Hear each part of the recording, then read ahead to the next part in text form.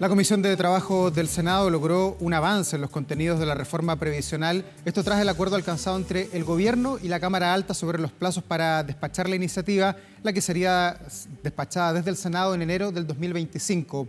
Un acuerdo que ha causado molestia al interior del Frente Amplio por considerar que no han sido considerados en esta discusión. Queremos profundizar en esto y también en otros temas, y para eso nos acompaña la diputada del Frente Amplio, Gael Joemans, a quien le damos la bienvenida. Gracias por estar acá, diputada. Muchas gracias por la invitación. Bueno, ¿hay algo que se valore de este preacuerdo que se ha hecho en el Senado y que tiene un cronograma de aquí a enero, o les molesta todo lo que hay contenido? No, a ver, primero, valoramos que se haya podido destrabar la discusión. Eso es algo positivo. Hace rato que el proyecto de ley no tenía luces de avanzar, de hecho no estaban fijados los plazos para poder votar en general el proyecto de ley, así que eso es positivo. Por otro lado, también se reconoce algo que estaba lejos de suceder durante todo este tiempo en la discusión por parte de la oposición, que es el aporte que genera el Seguro Social. Ahora, tenemos nuestras observaciones porque efectivamente nosotros no participamos de esta discusión ni de este debate, porque somos diputados y por lo tanto esa será también nuestra instancia en donde nosotros nos podemos pronunciar de cada uno de los aspectos que logre salir de la Comisión de Trabajo del Senado y también de la Sala. Y ahora también quiero plantear nuestras desconfianzas fundadas con la oposición respecto al cumplimiento de los acuerdos. Quiero solamente poner en conocimiento dos antecedentes para ello. Primero, cuando discutimos la ley corta de ISAPRE, en donde llegamos a un acuerdo la noche antes, ¿cierto?, en la comisión mixta, luego pasamos a la comisión mixta a votar y finalmente el senador Macaya retrocedió, desconoció lo que habíamos avanzado y tuvimos que dar 2 años más, ¿cierto?, llegar a 12 años para poder dar cumplimiento al pago de la deuda por parte de la ISAPRE y por lo tanto no cumplieron su acuerdo. Y por otro lado, con demócratas, lo que pasó en la Cámara de Diputados, en donde firmaron, ¿cierto?, el 3 y 3 y luego lo desconocieron votando en contra en la Sala. Así que diputada, hay una sospecha, ¿cierto? Vamos por parte en esto, que este proyecto tiene muchas aristas. El 6%, así como se ha propuesto en los últimos días. ¿Le parece una buena propuesta el 3% individual y el otro que va a un fondo colectivo y el 1% que queda dando vuelta allí? Sí, a ver, primero, nosotros creemos que una propuesta que era también similar, ¿cierto?, a lo que salió de la Cámara de Diputados, que el 3 vaya a capitalización individual y que el otro 3 vaya al Seguro Social, ¿cierto? 2% con la garantía, porque eso le asegura a las personas contar con una mejor jubilación. Son hasta 113.000 actuales por el valor de la UF que aumentarían la jubilación mensualmente para los trabajadores con el Seguro Social. Si sale una fórmula distinta desde el Senado, ¿ustedes de plano van a rechazar todo el cuerpo del proyecto? O sea, bueno, primero nosotros vamos a ir votando punto por punto lo que se modificó. Pero el 6% es un pivotal. ¿El dónde va el 6%? Porque la derecha quiere el 6% para capitalización individual, lo que hemos visto repetidamente durante este año y el año pasado. Es que nosotros ya votamos a favor, ¿cierto?, que fuera un 3 y 3, y por lo tanto ahí no vemos diferencia. Ahora lo que se está discutiendo es la transitoriedad, ¿cierto?, que este 2% del Seguro Social sea transitorio o no, y eso es lo que nosotros vamos a defender, que sea permanente, porque también es la garantía para el trabajador que está cotizando, ¿cierto?, actualmente, de que va a poder contar con un aumento a su jubilación futura. Para eso estamos haciendo el Seguro Social, para dar garantías, para dar certeza, y eso es lo que no tiene, ¿cierto?, el sistema actual, eso es lo que no tiene la capitalización individual. Y ahí respondiendo a algunas cosas, el diputado Ramírez ayer en un programa planteaba, ¿cierto?, que si es que este 2% no fuera al Seguro Social, sino a capitalización individual, cada trabajador contaría con 20 millones más en sus fondos individuales de pensiones. Eso no es verdad, eso es mentira.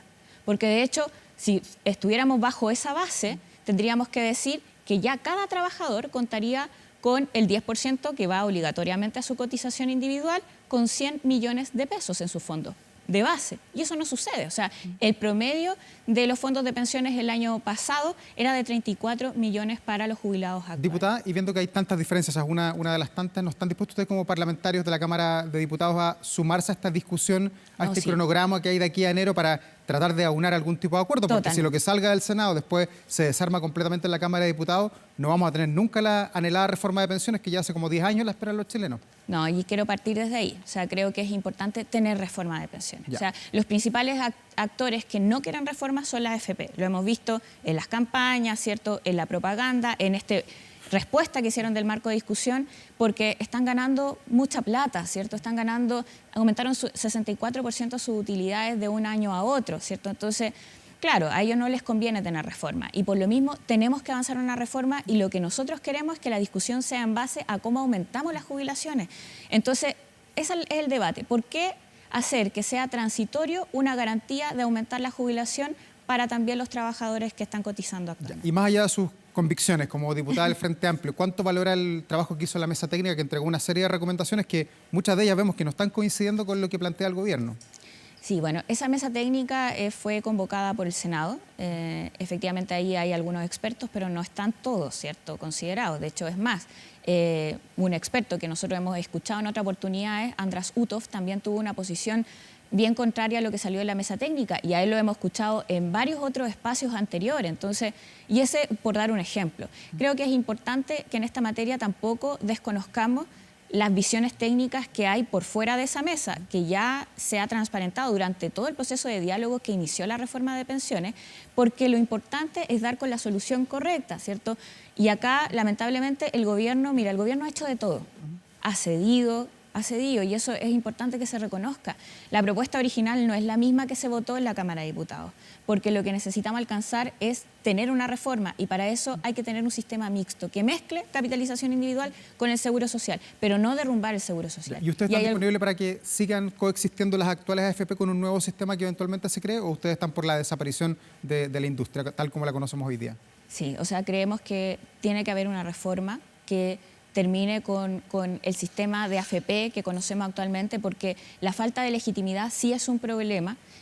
Más del 80%, según la última encuesta CEP, de las personas desconfía de las AFP, y por lo tanto el tener un nuevo sistema de pensiones para que entregue mejores jubilaciones y la ciudadanía tenga confianza en que eso sea así, que va a ser efectivo, también es importante, es un objetivo importante alcanzar con esto. Pero que sigan existiendo las que conocemos y se cree un nuevo sistema, o que desaparezcan derechamente, que se terminen con la AFP. O sea, la propuesta que votamos es un cambio bien sustantivo, ¿cierto? En donde la administración de los fondos de pensiones ya no va a estar por manos de la AFP, sino que se va a licitar a un organismo que ya funciona en Chile, que es uno similar, ¿cierto?, al seguro de cesantía. Esa institucionalidad perfectamente lo puede hacer. Y el tema de que sigamos con la AFP como funcionan actualmente le resta competitividad, ¿cierto? Hay más de 50 sociedades que podrían también participar en la inversión de los fondos y que no lo están haciendo. O la libertad de elección, que digamos, ¿cierto?, no son argumentos nuestros, pero estamos entendiendo que para que podamos llegar a un acuerdo también hay que sacar lo mejor de ambas posturas, y lo mejor, ¿cierto?, del tema de la capitalización individual es que exista libertad de elección, por ejemplo, para que las personas puedan decidir en dónde se invierten sus fondos, y también que exista más competencia. O sea, 7 AFP actualmente tenemos en el sistema, y eso hace que concentren poder, que concentren riqueza, y al final no terminen aumentando las jubilaciones. ¿La AFP estatal todavía está sobre la mesa? O sea, yo creo que debe haber también una entidad pública, ¿por qué no? ¿Cierto? Si yo elijo, por ejemplo, o cualquier trabajador elige, o una entidad privada o una pública que invierta sus fondos de pensiones, ¿por qué no también tener una pública? Pero no se corre el riesgo allí de que no funcione bien. Vemos lo que pasa, por ejemplo, en el sistema de salud, que FONASA, que es público, compite con las ISAPRES, que son privadas, y FONASA tiene unas listas de esperas tremendas, hay 16 millones de afiliados. ¿No se corren riesgos similares al tener un organismo del Estado a cargo de las AFP, de las jubilaciones? No, mira, lo público que tenemos en el sistema de pensiones funciona, de hecho, tan bien que termina subsidiando las malas jubilaciones que tenemos de las AFP. De hecho, el 70% de las jubilaciones son entregadas de los montos totales de jubilación, son entregadas por la entidad pública, en este caso por la PGU, ¿cierto?, que son los fondos de todas las chilenas y chilenos por las malas jubilaciones que entrega el sistema privado, que es la AFP. ¿Cómo van a plantear sus posiciones de aquí a enero, para no quedar fuera de esta discusión que se está dando todavía en la Comisión del Senado? Sí, acá hay una historia todavía que se está contando, y como te decía, también vemos con resquemor si es que efectivamente la derecha va a cumplir su palabra. Y por ahora hay varios diálogos, discusiones. Nosotros estamos conversando, obviamente, con los ministerios, con la ministra del Trabajo, con el ministro de Hacienda. Queremos incidir, vamos a buscar también tener incidencia en la discusión una vez que se retome, ¿cierto?, en los plazos indicados en la Comisión de Trabajo, a plantear nuestros puntos. Y también buscar si es que podemos tener puntos diferentes a los que se han llegado hasta ahora. Sobre todo, como te decía, y en esto voy a ser majadera, en que demostremos cuál es el mejor mecanismo para aumentar las jubilaciones hoy y a futuro. Y es, según nosotros, con una mezcla, pero tiene que haber seguro social. Diputada, la quiero llevar a otro tema. Usted es diputada por la región metropolitana. Hubo 8 asesinatos en Santiago durante el fin de semana. ¿Por qué no se le puede poner coto a esto? ¿En qué se está fallando? Justamente hace pocos días se había presentado un reforzamiento del Plan Calle Sin Violencia con casi 1000 carabineros más en las calles, pero hubo 8 asesinatos en 48 horas prácticamente. Bueno, primero es lamentable que tengamos estas cifras. Lógicamente hay una acción por parte tanto del Estado, del Gobierno, de todas las instituciones correspondientes que hemos visto desplegarse. No es por falta de voluntad que sigan sucediendo, no es por falta de voluntad ni de intención de poder ir contra el crimen organizado. Al contrario, se han puesto esfuerzos, recursos.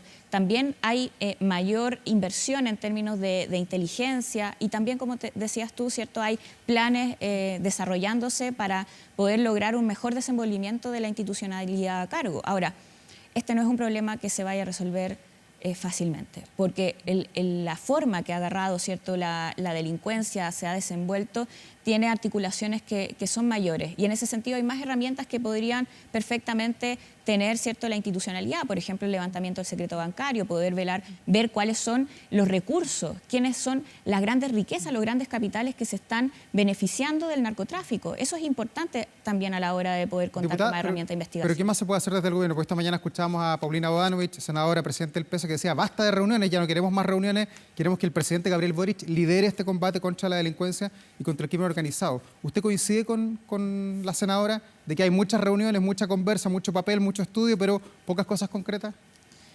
Mira, es que en esto hay, por ejemplo, este proyecto de ley de secreto bancario, yo no sé por qué no sale del Congreso. Pero eso es a largo plazo, ¿no?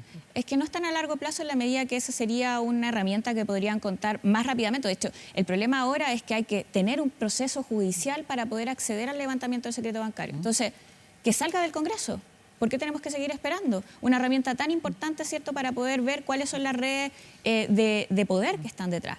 Y eso, obviamente, también implicaría un accionar distinto por parte del Estado. Yo veo un compromiso por parte del presidente de la República, no lo veo solamente en sus palabras, sino que en acciones. Decididamente, desde el primer año del gobierno se han aumentado los presupuestos para seguridad y eso también lo hemos visto en las gobernaciones regionales. En esta misma gobernación regional metropolitana se ha invertido bastantes recursos también en la seguridad, pero creo que es importante también hablarle de manera transparente a la ciudadanía que acá la intencionalidad se ha puesto también en acciones concretas, solo que este no es un problema que se va a resolver tan fácilmente y para eso también las voluntades políticas son importantes, tenemos que seguir trabajando conjuntamente. Claro, pero claramente, diputada, no ha resultado. Tuvimos casi 20 homicidios aquí el fin de semana con las dos matanzas, doble matanza en Santiago. Hoy día tenemos 8. La respuesta que se da son los proyectos de ley, el famoso fast track que está muy lento en la Cámara, que lo hemos visto también con la queja que ha tenido el gobierno y también algunos parlamentarios. ¿Qué más se puede hacer en concreto para que vuelva la sensación de seguridad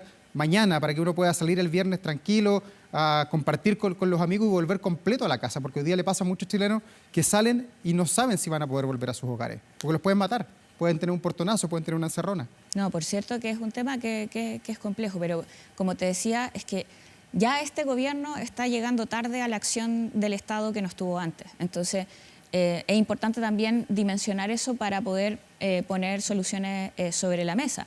Ahora, porque, por ejemplo, estamos pensando en la dotación de carabineros. Que se reforzó con 909 la semana pasada.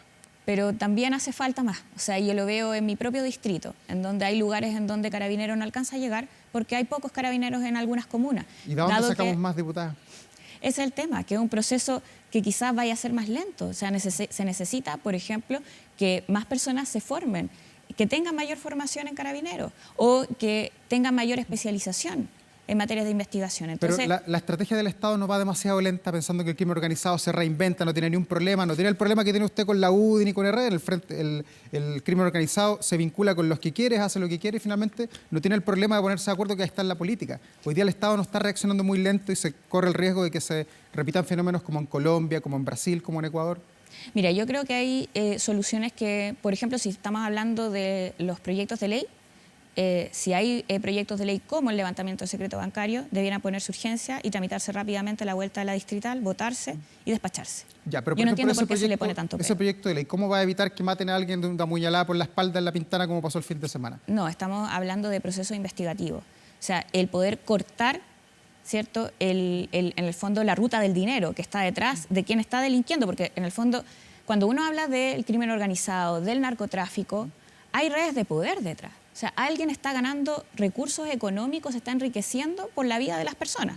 Entonces, en ese sentido, el poder saber quiénes son esas personas que están detrás es sumamente importante. ¿No tiene alguna autocrítica de que al gobierno no le está resultando quizás la estrategia que ha definido para combatir la delincuencia en vista de lo que pasó este fin de semana?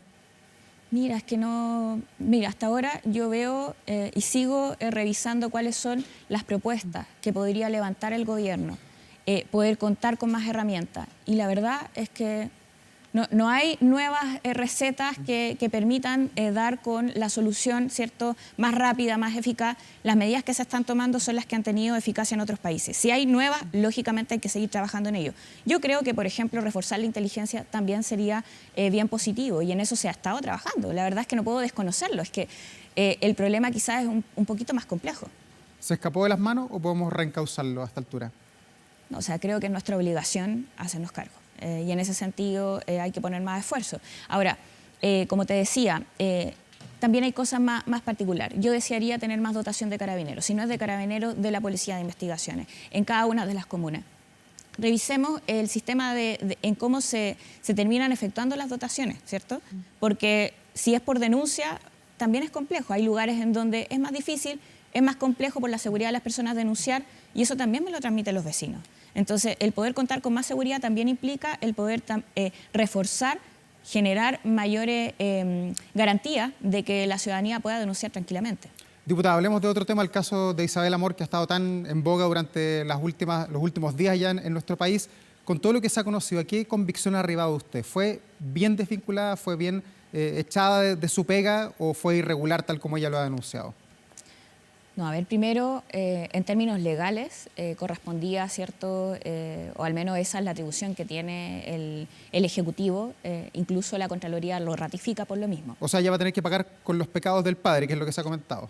Es que esa no fue la razón. No fue la razón el que ella haya sido hija de alguien, sino que más bien que ella, y a mi juicio, ahora ya un poquito más conocido el borrador, queda también transparentado que ella responde a esa entrevista como hija. Habla de si le cree o no, entra en detalle.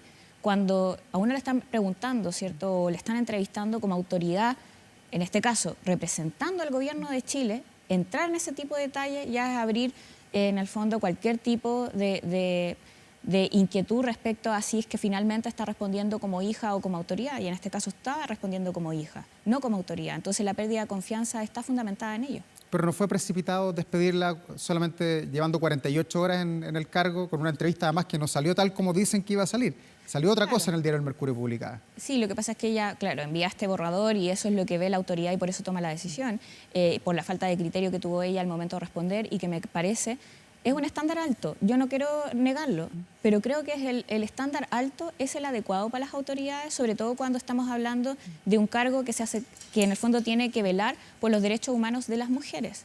Entonces son temas delicados, son sensibles, sobre todo a 51 años del golpe militar, con todo lo que ha sucedido, ¿cierto?, los pronunciamientos que han tenido algunas voces desde la derecha justificando el golpe militar. Mira, yo creo que en este tema no hay espacio, ¿cierto?, para tener un estándar más bajo. En este estándar a mí me parece que es el adecuado por parte del gobierno. Creo que en estos casos, sobre todo cuando estamos hablando de que las principales víctimas no es Isabel Amor, ¿cierto? Es la familia de una persona que fue vulnerada en sus derechos humanos y que además, lamentablemente, murió, ¿cierto?, producto de las violaciones a derechos humanos que tuvo que vivir. Diputada, ayer a usted le preguntaron si el presidente Boric sabía de esto. Usted dijo, me parece que sí, sale de hecho en el diario El Mercurio, día publicado. ¿Pudo hablar con el presidente Boric? ¿Se supo algo más? ¿Todavía me parece que sí o el presidente Boric efectivamente respaldó esta medida? No, a ver, yo lo dije en ese momento y más bien me preguntaban por si es que era la opinión del gobierno y luego me pregunta si es la opinión del presidente y lógicamente el representante o la representante más bien del gobierno en esta materia proviene del Ministerio de la Mujer y la decisión que se toma representa, ¿cierto?, al gobierno en esa Diputada Gael Joemans, muchas gracias por estar aquí. Que le vaya muy bien. Muchas gracias a ustedes, que estén bien. Gracias. 9 de la mañana con 48 minutos, vamos a la pausa, enseguida estamos de vuelta con más aquí en La Mañana Informativa.